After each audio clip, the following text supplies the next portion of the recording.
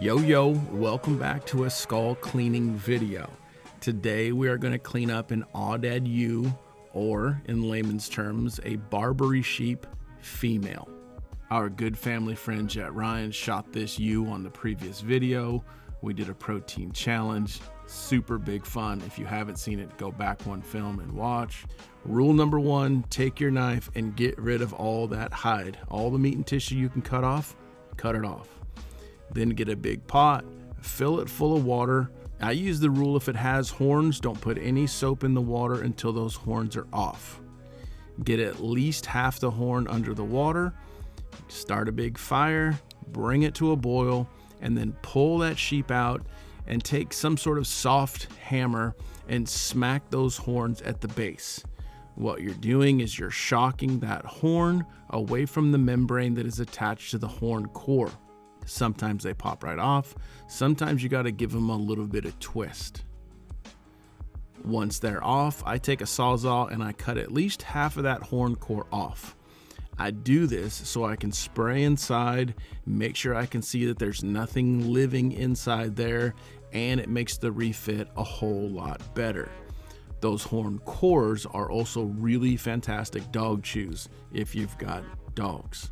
Remember to clean the horns as much as you would clean the skull. So the outside on both sides and then up inside that sheath. Make sure you got everything rinsed really good, and then I set them out to dry. Put them in a spot where flies can't get in there and lay. At this point, you're ready to start washing your skull.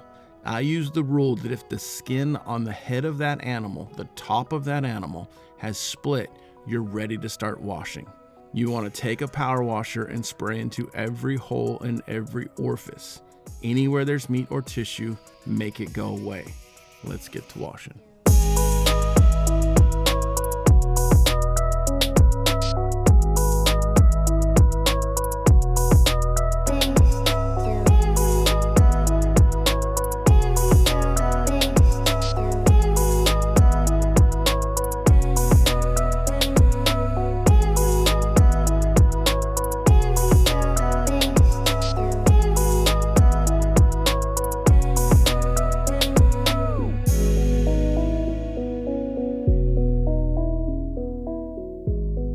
Y'all, this part's a little bit hard to see, but I'm trying to get the right angle. There's a hole below each eye, and if you spray your power washer in there, the entire brain will shoot out the brain hole with nothing coming back and hitting you in the mouth. You see when I lift it up, that whole brain is sitting there. Just a little tip.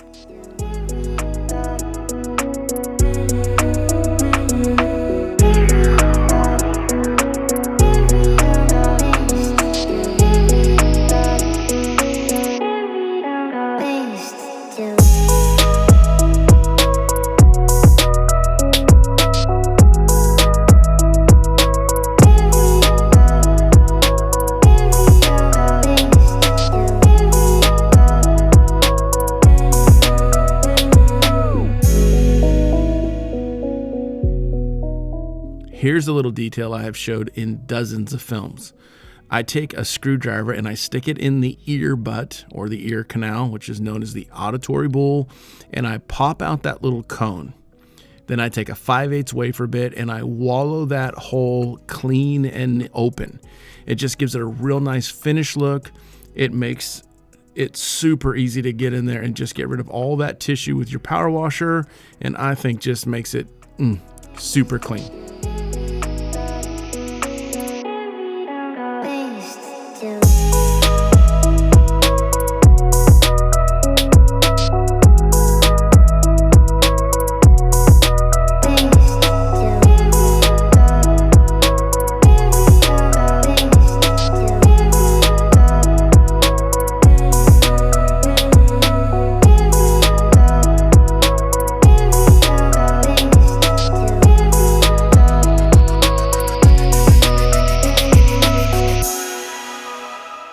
Last little detail here for me in the initial wash, and this is so controversial for so many people, but I like to take out those nose bones and all that sinus tissue, everything that's up in that critter's nose.